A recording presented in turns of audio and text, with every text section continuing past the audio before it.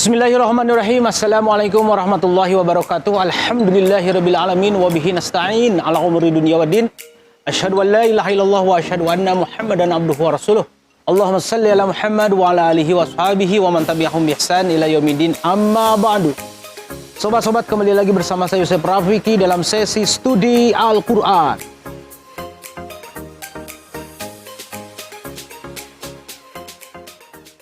Oke sobat sekalian, pada pertemuan kali ini saya akan membahas tahapan yang kedua dan yang ketiga.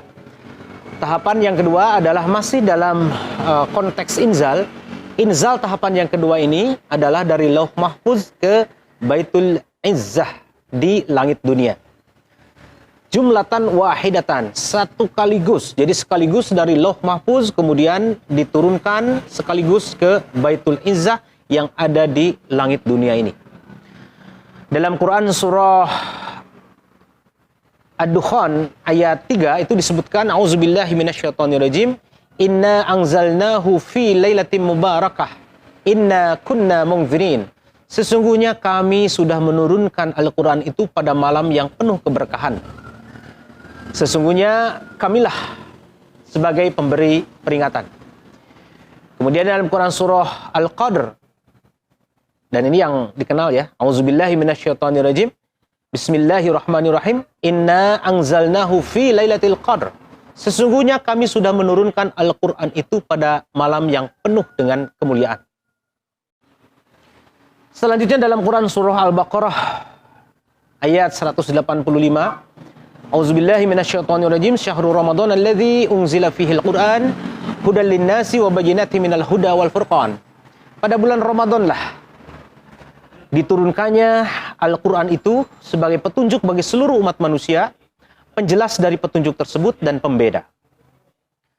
Dengan 3 ayat yang sudah tadi saya sebutkan, maka menunjukkan bahwa Al-Quran itu diturunkan satu kaligus dari Lauh Mahfuz ke Baitul Izzah yang ada di langit dunia. Dalam hadis dari Sa'id bin Jubair dari Ibnu Abbas, bahwa sesungguhnya Ibnu Abbas berkata, ini adalah merupakan perkataan dari Ibnu Abbas atau asar dari sahabat, bahwa Ibnu Abbas berkata, "Fussilal Qur'an minadz-dzikri fa wudi'a fi Baitil Izzah minas sama'i dunya faja'ala Jibril yanzilu bihi 'alan Nabi sallallahu alaihi wasallam." Dari Sa'id bin Jubair dari Ibnu Abbas, bahwa sesungguhnya Ibnu Abbas berkata, Al-Qur'an itu diperinci dari Lauh Mahfuz. Maka diletakkanlah Al-Quran tersebut di Baitul Izzah yang ada di langit dunia. Dan Jibril menjadikannya diturunkan kepada Rasulullah SAW. Dikeluarkan oleh Imam Al-Hakim dengan sanad dari Al-Hakim itu sendiri. Selanjutnya dari Ikrimah, sama dari Ibnu Abbas, bahwa sesungguhnya Ibnu Abbas berkata, unzilal Qur'an jumlatan wahidatan ila sama'i dunya lailatul qadr. Summa unzila ba'da dzalika fi 20 sanah. Summa qara'a wa la yatunaka bimathalin illa ji'naka bil haqq wa ahsana tafsira. Dari Ibnu Abbas bahwa sesungguhnya beliau berkata, Al-Qur'an itu diturunkan satu kaligus ke langit dunia pada bulan yang penuh kemuliaan atau Lailatul Qadar. Selanjutnya diturunkan setelah itu kira-kira 20 tahunan. Kemudian beliau membaca wala yatunaka bimathalin illa ji'naka bil haqq wa ahsana tafsira. Dan tidaklah datang kepadamu Muhammad dengan satu permisalan kecuali datang kepadamu dengan al-haq, dengan kepastian. Wa ahsana tafsira, dan sebaik-baiknya tafsir. Kemudian Sa'id bin Jubair dari Ibnu Abbas menerangkan tentang apa yang disebut dengan sama'ud dunya. An Ibnu Abbas qala unzilal Qur'an jumlatan wahidatan ila sama'i dunya wa kana bi mawaqi'in nujum wa kana Allahu yanziluhu ala rasulih sallallahu alaihi wasallam ba'dahu fi isri ba'din. Diturunkan Al-Quran itu satu galikus ke langit dunia. Nah, langit dunia itu adalah mawaqi'in nujum, tempat bertaburannya bintang-bintang. Selanjutnya Allah Subhanahu wa taala menurunkannya kepada Rasulullah SAW ba'duhu fi isri ba'din, pada saat Rasulullah SAW siap untuk menjadi Rasulullah, menjadi utusannya. Oke, sobat sekalian, itulah inzal dari Allah Subhanahu wa taala ke Lauh Mahfuz, dari Lauh Mahfuz ke Baitul Izzah yang ada di langit dunia. Dan itu disebut dengan Al-Inzal. Inzal yang pertama dari Allah ke Lauh Mahfuz, inzal yang kedua dari Lauh Mahfuz ke Baitul Izzah. Itu daf'atan wahidatan atau jumlatan wahidatan, satu kaligus. Setelah itu baru kemudian malaikat Jibril membawanya kepada Nabi Muhammad SAW berangsur-angsur. Ibnu Abbas menyatakan kurang lebih 20 tahun. Ada lagi yang menyebutkan 23 tahun. Perbedaan ini karena memang perbedaan hitungan dari mulai Rasulullah SAW periode Mekah, kemudian Rasulullah SAW berada di periode Madinah. Oke.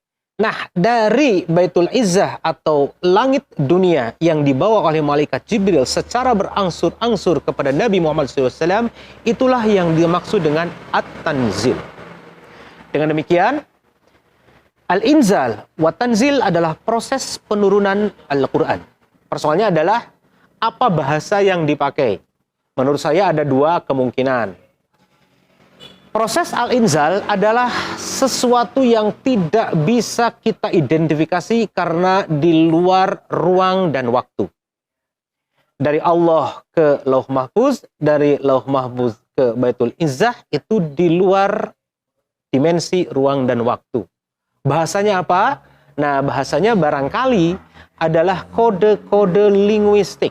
Makanya nanti ada yang disebut dengan sab'ata afruf. Jadi ada 7 huruf yang diturunkan. Allah membacakannya dengan 7 huruf tersebut. Ini menurut saya adalah kode-kode linguistik. Lalu kemudian dari Baitul Izzah atau langit dunia diturunkan kepada Nabi Muhammad SAW. Nah, dari malaikat Jibril ke Nabi Muhammad SAW, maka terikat dengan ruang dan waktu. Termasuk di dalamnya ada perspektif budaya sang Nabi, yaitu budaya Arab.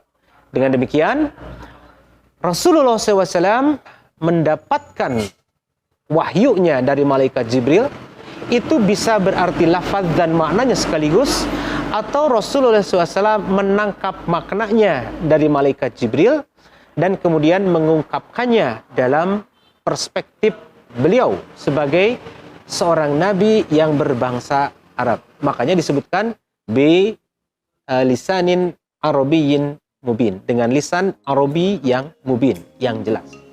Sobat sekalian, itu saja yang bisa disampaikan pada kesempatan kali ini. Sampai jumpa bersama saya Yusef Rafiki. Nasrul minallah wa fathun qarib walhamdulillahirabbil alamin. Wassalamualaikum warahmatullahi wabarakatuh.